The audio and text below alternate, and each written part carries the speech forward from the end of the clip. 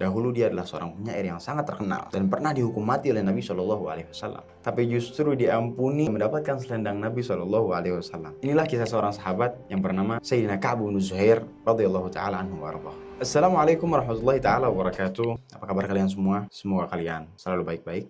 Kembali lagi bersama saya Ahmad di channel kesayangan kalian. Apalagi kalau bukan Habibi Talks Official. Kali ini saya akan membawakan cerita seorang sahabat. Dahulu dia adalah seorang penyair yang sangat terkenal dan pernah dihukum mati oleh Nabi Shallallahu Alaihi Wasallam. Tapi justru diampuni mendapatkan selendang Nabi Shallallahu Alaihi Wasallam. Inilah kisah seorang sahabat yang bernama Sayyidina Ka'ab bin Zuhair radhiyallahu taala anhu warḍah.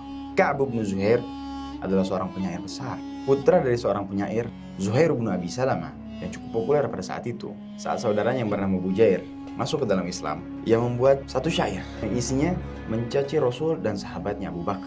Ala abligha anni Bujairan risalatan ala ayyi shay'in wayha ghayrika dallaka ala khuluqin lam tulfi umman wala aban alayhi wa lam tudrik alayhi akhan laka saqaka Abu Bakrin bika'sin rawiyatin fanhalaka al-ma'mun minha wa 'allaka. Dan Ka'ab bin Zuhair, ia masih dalam posisinya memusuhi Islam, mencaci maki Islam, mendiskriminasi Islam sampai waktu di mana Nabi Shallallahu Alaihi Wasallam membebaskan kota Mekah di tahun ke-8 Hijriah. Dan Nabi berkata, "Man laqiya Ka'ban falyaqtul."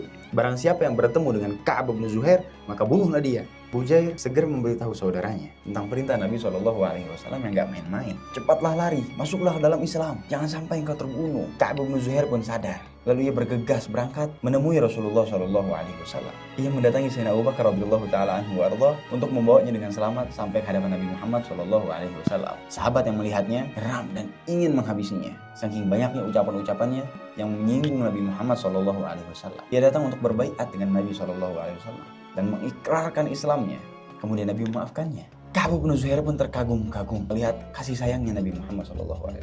Sampai kemudian dia berkata, "Wahai Rasulullah, izinkan aku memujimu dengan satu syair yang kita kenal sekarang sebagai burdah. Burdah pertama sebelum burdah al-Busiri."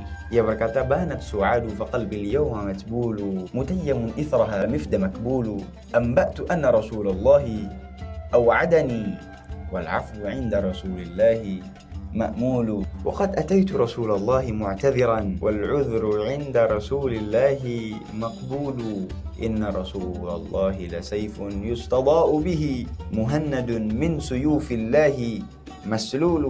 Rasul Shallallahu Alaihi Wasallam menerima taubatnya. Gak cuma sampai di sana, beliau juga menghadiahkan selendang beliau dan beliau berkata, "Wahai sahabat-sahabatku, ketahuilah bahwasanya Ka'ab bin Zuhair fi jiwari, berada dalam lindunganku, maka tidak ada yang berhak di antara kalian untuk menyentuhnya dengan keburukan." Selendang tersebut kemudian diwariskan oleh para khalifah dan terjual dengan harga kira-kira 20.000 dirham. Kalau kita renungkan, yang membuat Ka'ab bin Zuhair selamat bukan hanya keberangkatannya menuju perjumpaan dengan Rasulullah SAW, bukan pula karena sekedar ia takut mati, tapi karena ia datang membawa pujian kepada Nabi SAW dari hati yang tulus. Ia memuliakan Rasulullah SAW dengan syairnya yang mulia. Ia agungkan Rasulullah SAW dengan penuh cinta dan hormat. Dan disitulah Allah Ta'ala bukakan pintu ampunan baginya. Semoga saya tidak salah mengartikan kalau seandainya yang membuat Ka'ab bin Zuhair selamat dari hukuman mati karena ia merayakan maulid Nabi Muhammad SAW dengan syairnya. Ia hidupkan hatinya untuk memuji Rasulullah seperti kita hari ini. Di bulan maulid ini, kita sama-sama berkumpul, membaca sholawat, membaca maulid beliau, sejarah kelahiran beliau, sejarah kehidupan beliau, dan kemuliaan-kemuliaan beliau yang lain. Dan itulah makna maulid yang sebenarnya, bukan sekedar seremonial, tapi menjadikan cinta dan pujian kepada Nabi SAW sebagai penyelamat bagi hidup kita, di dunia maupun kelak di akhirat. Semoga kita semua, ya aku dan kamu, bisa mendapatkan rahmatnya Nabi SAW dari setidaknya sedikit pujian-pujian yang selama ini atau selama bulan maulid ini kita aturkan pada beliau, kita bacakan pada beliau. Dan yang perlu kita sadari, Nabi SAW adalah sebaik-baiknya pembalas. Semoga apapun yang kita keluarkan, kita lakukan untuk Nabi SAW dapat mengantarkan kita untuk mendapatkan perhatian dan rahmat atau kasih sayang dari Nabi Muhammad SAW. Oke guys, sampai di sini dulu. Saya Ahmad, sampai bertemu di video berikutnya. Thank you for watching. See you in the next video. Assalamualaikum warahmatullahi wabarakatuh.